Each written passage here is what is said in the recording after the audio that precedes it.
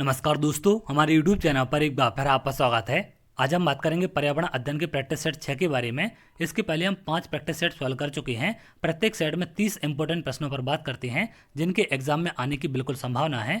आप लोग जाकर पिछले 5 प्रैक्टिस सेट देख सकते हैं। सभी का लिंक आपको डिस्क्रिप्शन में मिल जाएगा एमपीटेट वर्ग 3 पर्यावरण अध्ययन के नाम से। तो उसमें सभी वीडियो आपके डले हुए हैं, उनको जाकर आप देख सकते हैं। इसके अलावा जो भी पर्यावरण से संबंधित और भी आपके टॉपिक हैं उनके वीडियो भी आपको उस प्लेलिस्ट में मिल जाएंगे जो कि पिछले एग्जाम में आपके पूछे जा रहे थे, तो उनको जाकर भी आप देख सकते हैं। इन प्रैक्टिस सेटों में सिर्फ हम क्वेश्चन पर बात नहीं करते हैं, क्वेश्चन से संबंधित जो भी चीज़ें आपकी एग्जाम में पूछी जा सकती हैं उन सब के बारे में भी यहाँ पर हम बात करेंगे।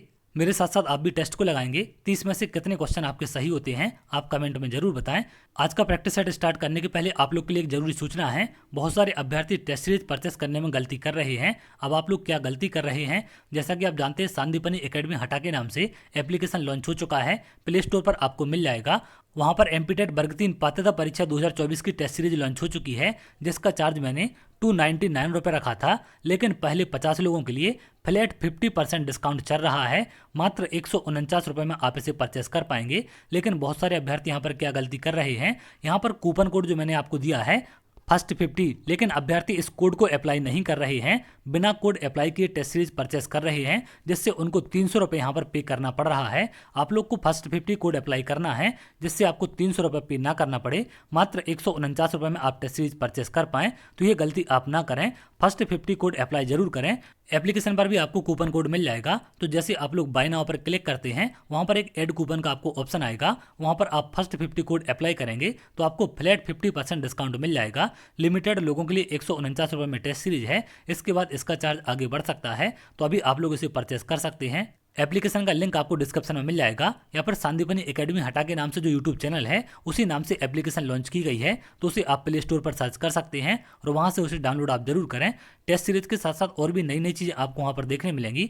धीरे धीरे करके कुछ नोट्स भी वहां पर आपको प्रोवाइड किए जाएंगे, तो उनको भी वहां पर आप जाकर देख सकते हैं। अभी सिर्फ वहां पर टेस्ट सीरीज लॉन्च की गई है क्योंकि एग्जाम आपका पास आ चुका है, तो मेन फोकस हमारा टेस्ट सीरीज पर है। सब्जेक्ट वाइज टेस्ट आपके वहां पर डल चुके हैं। 10 टेस्ट मैंने प्रत्येक सब्जेक्ट के 2-2 टेस्ट डाल दिए हैं। इसके साथ साथ फुल लेंथ टेस्ट डलना भी आपके स्टार्ट हो चुके हैं। एक फुल लेंथ टेस्ट आपका अपलोड हो चुका है, तो आप लोग जाकर उसे देख सकते हैं। डेमो के रूप में एक टेस्ट आपको रखा गया है 30 क्वेश्चन का, तो उसे लगाकर आप एग्जाम का लेवल देख सकते हैं या फिर टेस्ट सीरीज का लेवल देख सकते हैं कि किस लेवल के प्रश्न इस बार पूछे जाएंगे। टेस्ट सीरीज का लेवल थोड़ा सा ऊपर रहेगा क्योंकि पिछले एग्जाम से लेवल थोड़ा सा हाई होगा। जैसा कि आपने पिछले वर्ग 1 वर्ग 2 एग्जाम में देखा, एग्जाम का लेवल पिछले एग्जाम से बढ़ाया गया है। तो वर्ग 3 में इसी प्रकार की चीजें देखने मिलेंगी। जैसे प्रैक्टिस सेट में यहाँ पर हम क्वेश्चन सॉल्व कर रहे हैं, ऐसे ही लेवल के क्वेश्चन वहां पर भी आपको देखने मिलेंगे, जिससे और बेहतर तरीके से आप अपनी तैयारी कर पाएं। क्योंकि अब आपके पास ज़्यादा समय नहीं बचा है, तो आपको प्रैक्टिस करना बहुत ज़रूरी है। कौन से टॉपिक आपके कमज़ोर हैं, कौन से स्ट्रॉन्ग है, टेस्ट सीरीज लगाने से आपको सारी चीज़ें पता चल जाएंगी, जिसको आप एनालिसिस कर सकते हैं। टेस्ट सीरीज में जिन भी टॉपिक के क्वेश्चन आप गलत करते हैं उनका आप पहले एनालिसिस करें, उसका सॉल्यूशन आप उसमें देख सकते हैं, क्योंकि विद सॉल्यूशन आपकी टेस्ट सीरीज रखी गई है। तो वहाँ से भी आपको नई नई चीज़ें सीखने मिलेंगी। और जिन भी टॉपिक के क्वेश्चन आपके बार बार गलत हो रहे हैं, उन टॉपिक को आप वहाँ से एनालिसिस करके तैयार कर सकते हैं, जिससे एग्जाम में आपका स्कोर अच्छा हो सके। तो चलिए बात करते हैं आज के प्रैक्टिस सेट के बारे में। सबसे पहला क्वेश्चन यहाँ पर पूछा गया है, मेरे साथ साथ आप भी टेस्ट लगाएं। सबसे पहला प्रश्न यहाँ पर, नैरोबी कन्वेंशन पर हस्ताक्षर कब किए गए थे? 1980, 1962, 1985 या फिर 1973 में? तो इसका सही आंसर क्या होगा? 1985 में। अब इसके बारे में कुछ और चीजें आपको ध्यान रखनी है कि किससे संबंधित एक कन्वेंशन था। नैरोबी कन्वेंशन जिस पर पहली बार 1985 में हस्ताक्षर किए गए थे और जो 1996 में लागू हुआ था। तो हस्ताक्षर कब हुए थे? 1985 में। लागू कब किया गया था? 1996 में। इन दोनों से प्रश्न आपके एग्जाम में बन सकते हैं। अभी कन्वेंशन आपका किससे संबंधित है? संयुक्त राष्ट्र पर्यावरण के क्षेत्रीय समुद्री कार्यक्रम का हिस्सा है, तो ये समुद्री कार्यक्रम से संबंधित है, तो इसको भी आप ध्यान रखेंगे। अगले प्रश्न पर आते हैं। अगला प्रश्न यहाँ पर पूछा गया है, इनमें से कौन सा तत्व पीने के पानी में मौजूद है जो कई घातक बीमारियों का कारण बन सकता है? फास्फोरस, कैल्शियम, आर्सेनिक या फिर इनमें से कोई नहीं? तो इसका सही आंसर क्या है आपका? आर्सेनिक। अब इसके बारे में कुछ और चीजें आप ध्यान रखेंगे। अगर आप अधिक लंबे समय तक आर्सेनिक प्रदूषित जल का पानी पीते हैं तो इससे त्वचा का कैंसर होता है, अन्य आंतरिक अंगों तथा फेफड़े, आमाशय और गुर्दे का कैंसर हो सकता है। तो इन सब बीमारियों का ध्यान रखें। अगले प्रश्न पर आते हैं। अगला प्रश्न यहाँ पर पूछा गया है, इनमें से किसे डेट्रीवोर्स के नाम से भी जाना जाता है? तो डेट्रीवोर्स के नाम से किसे जाना जाता है? अपघटक, मांसाहारी, शाकाहारी या फिर इनमें से कोई नहीं? तो इसका सही आंसर क्या होगा? अपघटक को क्या कहते हैं? डेट्रीवोर्स कहा जाता है। अब इसका काम क्या होता है, इनके बारे में यहाँ पर जानकारी दी गई है। डेट्रीवोर्स एक ऐसा जीव है जो मृत और सड़े हुए पौधों तथा जानवरों के भोजन पर जीवित रहता है। सड़ते हुए कार्बनिक पदार्थ को डेट्रिटस के नाम से भी जाना जाता है। अपघटक का अगर हम बात करें कि अपघटक क्या होता है, इसका काम क्या होता है, तो ऐसे जीव होते हैं जो मृत एवं सड़े हुए जीवों को विघटित करते हैं। तो यहाँ पर डेट्रीवोर्स और जो आपके अपघटक हैं, इनका सेम काम होता है, इसलिए डेट्रीवोर्स को अपघटक कहा जाता है। इसका ये दूसरा नाम है। अगले प्रश्न पर आते हैं, प्रकृति के सफाई कर्मी कौन है? उत्पादक, उपभोक्ता, शाकाहारी या फिर अपघटक? तो इसका आंसर लगभग आप सभी को पता होगा। अपघटक क्या होते हैं? प्रकृति के सफाई कर्मी होते हैं। अपघटक ऐसे जीव होते हैं जो मृत या सड़े हुए जीवों को विघटित करते हैं। उदाहरण के लिए गिद्ध प्राकृतिक का सफाई कर्मी है। तो ये भी कभी कभी एग्जाम में पूछा जाता है कि गिद्ध इनमें से किससे संबंधित है, तो ये क्या है आपका? प्रकृति का सफाई कर्मी इसको माना गया है। अगले प्रश्न पर आते हैं। अगला प्रश्न यहाँ पर पूछा गया है, प्रथम विश्व जलवायु सम्मेलन कहाँ हुआ था? जिनेवा में, वियना में, मॉन्ट्रियल में या फिर क्योटो में? तो इसका सही आंसर क्या होगा? ये कहाँ पर हुआ था आपका? जिनेवा में। बहुत ही ज़्यादा इंपॉर्टेंट क्वेश्चन है, इसको कई बार एग्जाम में पूछा गया है। अब इससे संबंधित कुछ और चीज़ें आप ध्यान रखेंगे। पहला विश्व जलवायु सम्मेलन कब हुआ था आपका? 12 से 23 फरवरी 1979 को जिनेवा में आयोजित किया गया था। दूसरा जलवायु सम्मेलन कब हुआ था आपका? 29 अक्टूबर से 7 नवंबर 1990 में। ये भी कहाँ पर आयोजित किया गया था आपका? जिनेवा में। ये दोनों आप ध्यान रखेंगे, इनसे प्रश्न आपके बन सकते हैं। इनकी तारीख आप ध्यान रखें, इनके सन आप ध्यान रखें, क्योंकि इन सभी पर प्रश्न आपके बनते हैं।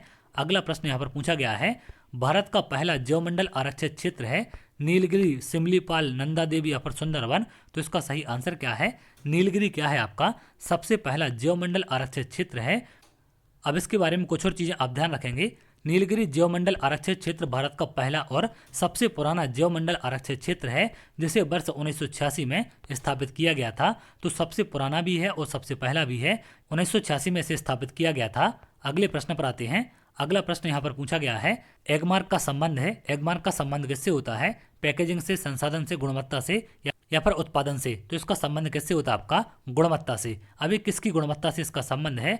एगमार्क कृषि उत्पादों की गुणवत्ता सुनिश्चित करने के लिए दिया जाने वाला एक प्रमाणन चिन्ह है। तो कृषि की जो गुणवत्ता होती है उत्पादन की, उसको सुनिश्चित कौन करता है?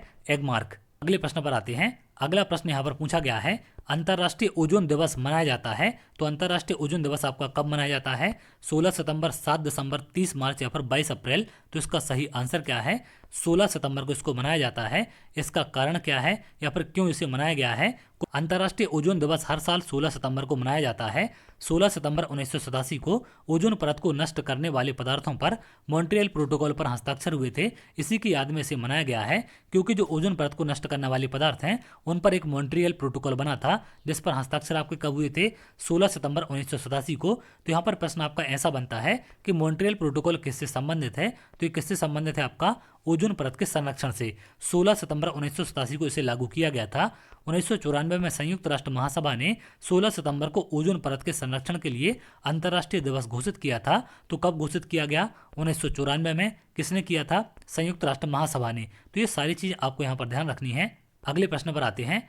अगला प्रश्न यहाँ पर पूछा गया है, ग्रीन मफलर संबंधित है। तो ग्रीन मफलर इनमें से किससे संबंधित है? मृदा प्रदूषण, वायु प्रदूषण, ध्वनि प्रदूषण या फिर जल प्रदूषण?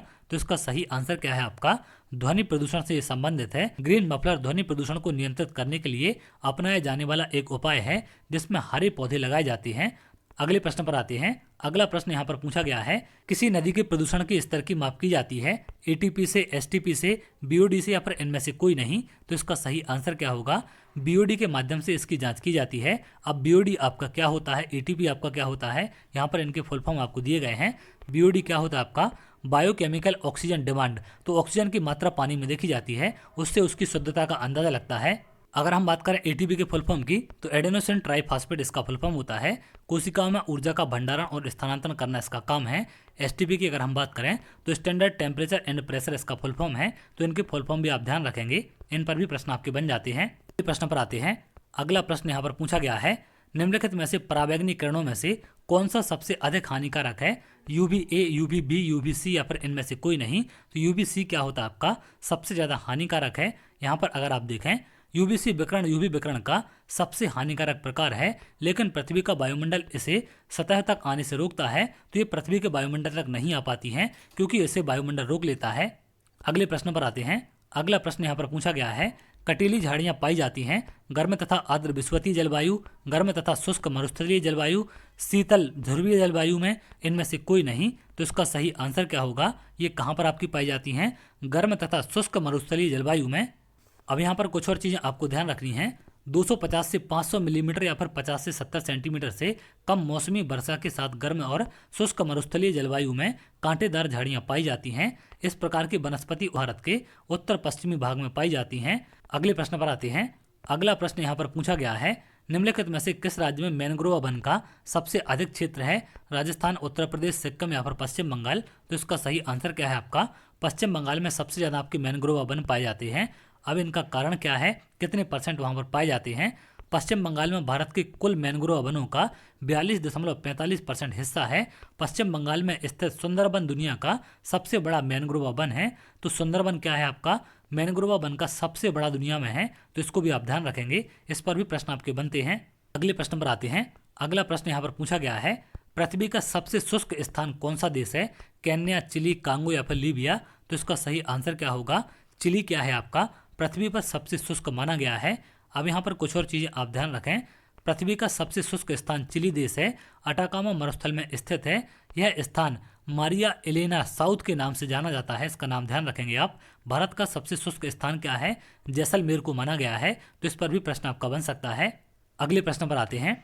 अगला प्रश्न यहाँ पर पूछा गया है, गोवा के दक्षिण का पश्चिमी घाट कहलाता है, मालाबार, कोंकण, कन्नड़ या फिर उत्तरी सरकार। तो इसका सही आंसर क्या है, इसको मालाबार कहते हैं। यहाँ पर नीचे इसके बारे में जानकारी आपको दी गई है। गोवा के दक्षिण में स्थित पश्चिमी तटीय पट्टी को मालाबार तट कहा जाता है। यह तट गोवा से शुरू होकर भारत के सबसे दक्षिणी छोर कन्याकुमारी तक फैला हुआ है। तो इसकी रेंज भी आप ध्यान रखेंगे कि कहाँ से कहाँ तक ये फैला है। अगले प्रश्न पर आते हैं। अगला प्रश्न यहाँ पर पूछा गया है, भाखड़ा नांगल परियोजना कौन सी नदी पर है, गंगा, सतलुज, कावेरी या फिर ब्रह्मपुत्र। तो इसका सही आंसर क्या है आपका, ये कौन सी नदी पर है, सतलुज नदी पर। इसके बारे में कुछ और चीज़ें आप ध्यान रखेंगे। भाखड़ा नांगल बांध हिमाचल प्रदेश के बिलासपुर जिले में सतलुज नदी पर बनाया गया है। भारत की सबसे बड़ी बहुउद्देशीय नदी घाटी परियोजना भी है। तो इस पर भी प्रश्न आपका बनता है। अगले प्रश्न पर आते हैं। अगला प्रश्न यहाँ पर पूछा गया है, भारत में हरित क्रांति का जनक किसे कहा जाता है, जी पॉल, नॉर्मन बोरलॉग, वर्निल या फिर MS स्वामीनाथन। तो इसका आंसर लगभग आप सभी को पता होगा। हरित क्रांति का जनक भारत में किसे कहा जाता है, MS स्वामीनाथन को। इनके बारे में कुछ और चीज़ें आप ध्यान रखेंगे। भारत में हरित क्रांति की शुरुआत कब हुई थी, 1966 से 67 के बीच। अब यहाँ पर गेहूं की जो फसल है आपकी, इस पर सबसे ज़्यादा असर देखने मिला था। तो इसका नाम भी आप ध्यान रखेंगे, क्योंकि फसल पर भी प्रश्न आपका बन जाता है कि कौन सी फसल का सबसे ज़्यादा विकास हुआ था। तो गेहूं की फसल का सबसे ज़्यादा विकास इसमें देखा गया था। इसे प्रारंभ करने का श्रेय प्रोफेसर नॉर्मन बोरलॉग को जाता है। तो दुनिया में हरित क्रांति का जनक किसे कहते हैं, नॉर्मन बोरलॉग को। लेकिन अगर हम भारत की बात करें तो भारत में MS स्वामीनाथन को कहा जाता है।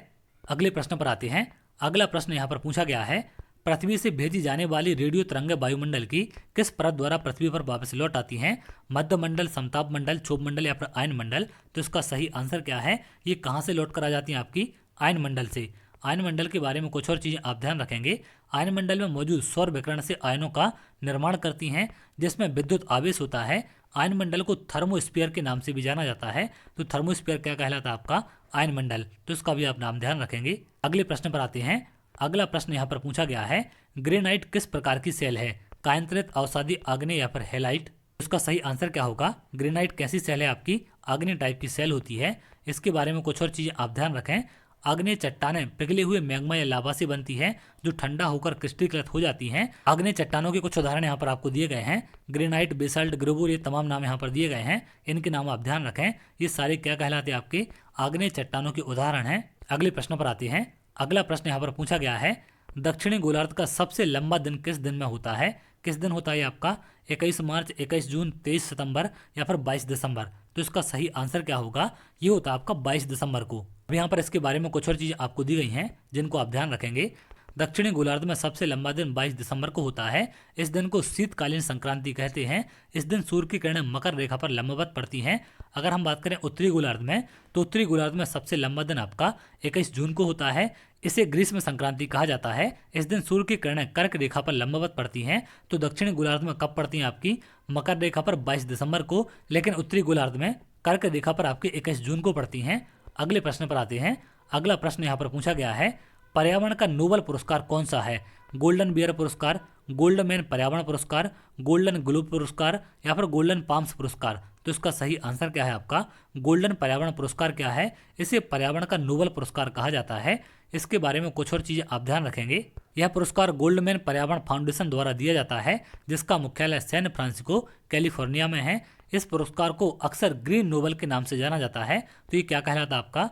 Green Nobel. गोल्डमैन पर्यावरण पुरस्कार की स्थापना कब हुई थी? 1989 में। परोपकारी रिचर्ड और रोडा गोल्डमैन द्वारा इसे बनाया गया था। तो इनके सम्मान में इसका नाम क्या रखा गया है? गोल्डमैन पर्यावरण पुरस्कार। अगले प्रश्न पर आते हैं। अगला प्रश्न यहाँ पर पूछा गया है, अंतर्राष्ट्रीय स्तर पर वन्य जीवों की सुरक्षा हेतु संस्था है, तो कौन सी इनमें से संस्था है? इसका सही आंसर क्या होगा? IUCN क्या है आपकी? अंतर्राष्ट्रीय स्तर पर वन्य जीवों की सुरक्षा करने की एक संस्था है। इसका फुल फॉर्म क्या होता है? इसकी स्थापना कब हुई थी? मुख्यालय कहाँ पर है? इन पर भी प्रश्न आपके बन जाते हैं। फुल फॉर्म क्या होता है IUCN का? International union for conservation of nature. Hindi में फुल फॉर्म क्या होता है आपका? अंतर्राष्ट्रीय प्रकृति संरक्षण संघ। इसकी स्थापना कब की गई थी? 5 अक्टूबर 1948 को। मुख्यालय कहाँ पर है? ग्लैंड, स्विट्जरलैंड में। तो इसको भी आप ध्यान रखेंगे। इन पर भी कई बार प्रश्न पूछे गए हैं। अगला प्रश्न यहाँ पर पूछा गया है, भारत द्वारा निर्मित सबसे भारी उपग्रह कौन सा है? GSAT-30, GSAT-11, INSAT-4CR, INSAT-4DR। तो इसका सही आंसर क्या है? इसका सही आंसर होगा आपका GSAT-11। ये सबसे भारी उपग्रह है भारत का। इसके बारे में कुछ और चीज आप ध्यान रखें। भारत द्वारा निर्मित सबसे भारी उपग्रह कौन सा आपका?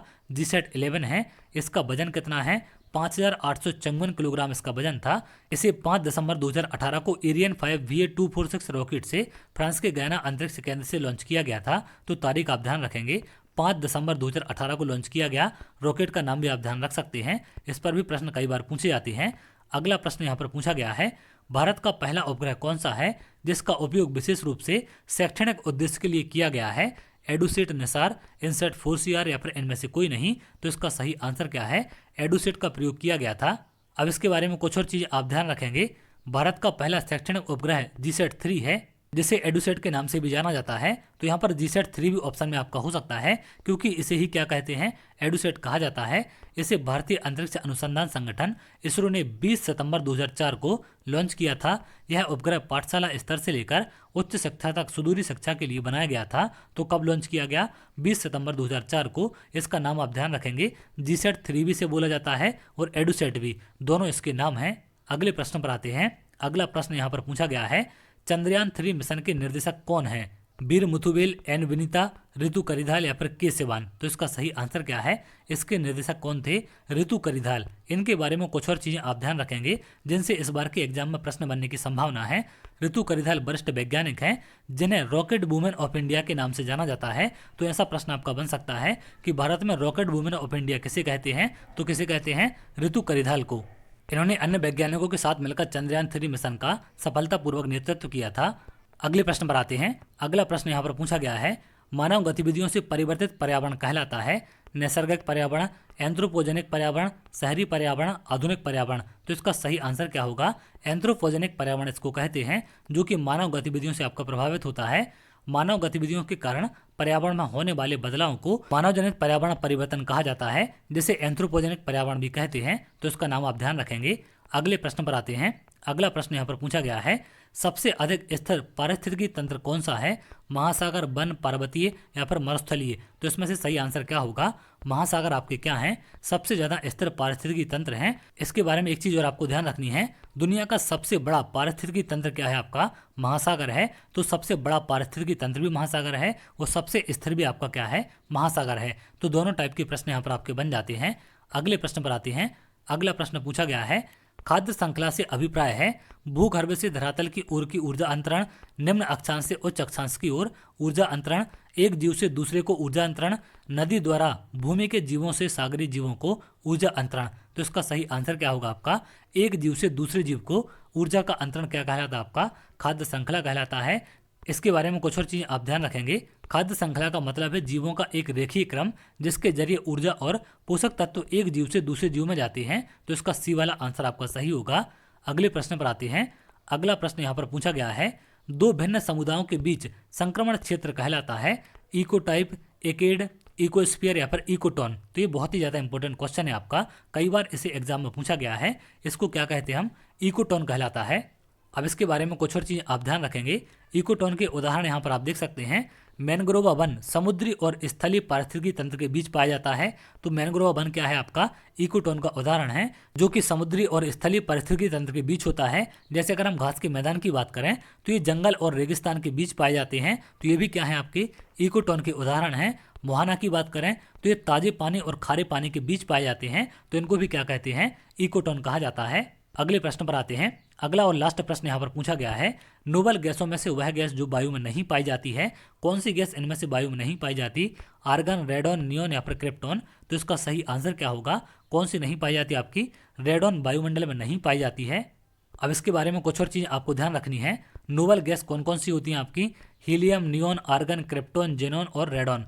नोबल गैसें हैं। आवर्त सारणी में शून्य वर्ग के तत्व हैं। रेडॉन को छोड़कर अन्य सभी गैसें वायुमंडल में पाई जाती हैं। तो रेडॉन के अलावा बाकी जितनी सारी ये नोबल गैस हैं, ये सारी आपकी वायुमंडल में पाई जाती हैं। तो ये थे आज के टॉप इंपोर्टेंट 30 प्रश्न। इनसे कई सारे प्रश्न और यहाँ पर आपको सीखने मिले होंगे। जैसा कि इसके सॉल्यूशन में जानकारी आपको दी जाती है, उनसे भी संबंधित प्रश्न अगर आपके बनते हैं तो उनको भी आसानी से आप कर सकते हैं। अगर आप ऐसी वीडियो चाहते हैं तो हमारे चैनल के साथ जुड़ सकते हैं, जिससे और भी इंपॉर्टेंट वीडियो आपको मिल सके। अगर वीडियो की जानकारी आपको नहीं मिल पाती है तो आप टेलीग्राम चैनल और व्हाट्सएप चैनल ज्वाइन करें, जिससे वहां पर आपको अपडेट मिल सके। सारी लिंक मैं वहां पर आपको शेयर कर देता हूं, तो वहां पर जाकर आप ज्वाइन कर सकते हैं। सारी अपडेट आपको मिलती रहेंगी। चलिए मिलते हैं अगले वीडियो में, तब तक के लिए बहुत बहुत धन्यवाद।